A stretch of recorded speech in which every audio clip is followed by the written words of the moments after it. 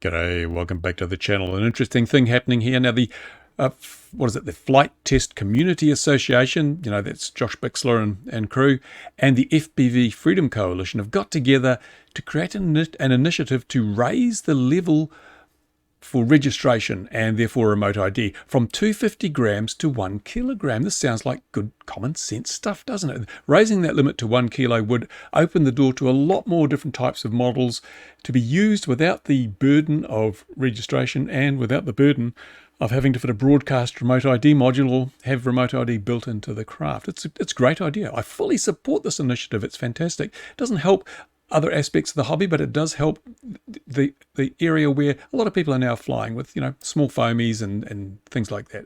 Really does help a lot. So Josh and the FTC or FPV Freedom Coalition have put up this video. I'll put a link to this in the description. Go and watch it if you haven't already. I see 8,200 people have watched it. It's not many, really. I was on a live stream with Josh and Dave Messina from FPV Freedom Coalition the other day, and Dave was quick to point out that Flight Test has a connection with over 2 million hobbyists, and that's true on their main channel. On the main channel, Flight Test has over 2 million subscribers, but they have chosen to put their political stuff, their regulatory reform stuff, in a different channel called the FTCA, Flight Test Community Association. This channel only has 10,700 subscribers, not very many. So this video is not going out to the 2 million plus people who subscribe to the main Flight Test channel. I think that's a little bit of a mistake. I think we need to get as many people involved in this campaign as possible, because it's been my experience in the past that things like online petitions and mail campaigns can backfire very badly unless they are conducted properly.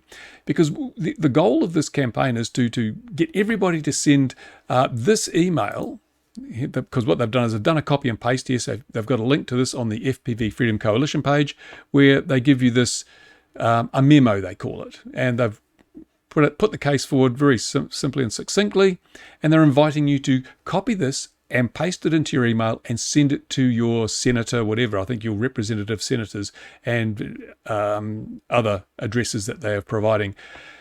And the problem with that is that if, as I say, Flight Test claims to have, or Dave claims that Flight Test has got connection to 2 million hobbyists. So what happens if the campaign produces a couple of hundred emails? No more than a couple of hundred emails.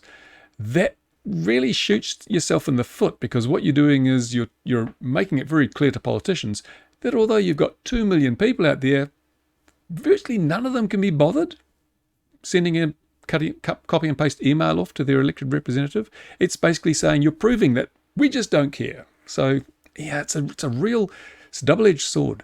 Unless this sort of campaign is conducted with massive impact, it doesn't work, and it actually weakens your case and your claims. So I have some things to offer here. Now, first of all, spread word of this around. This video here, if you haven't seen it, go and watch it.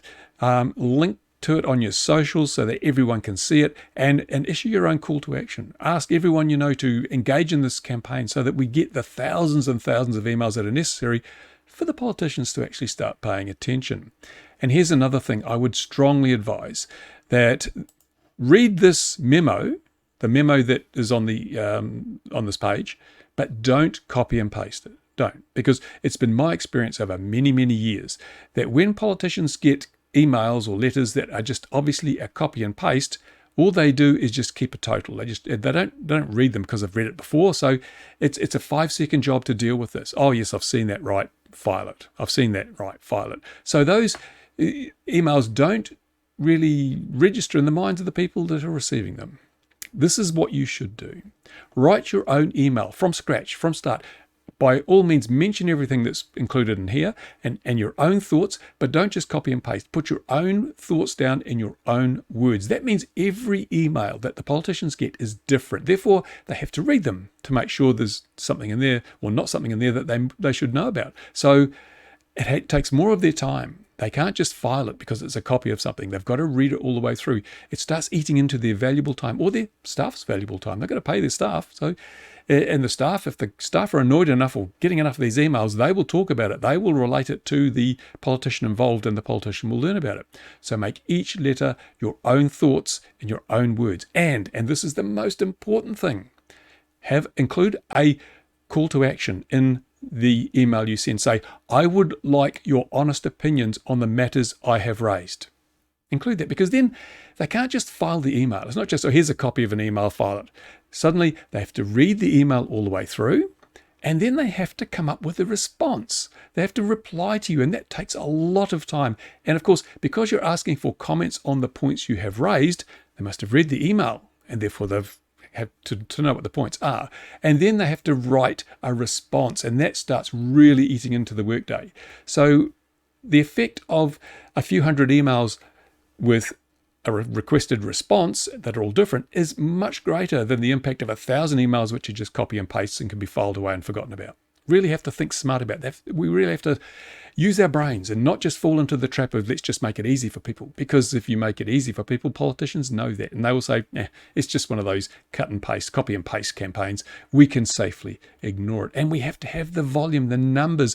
If we just get a few hundred or even just a few thousand, remember how many elected representatives are there? If they all get 2 or 3 emails that are obviously copy and pasted, they're going to say, well, this is a non-event, isn't it? It's a non-issue. We can ignore that quite safely.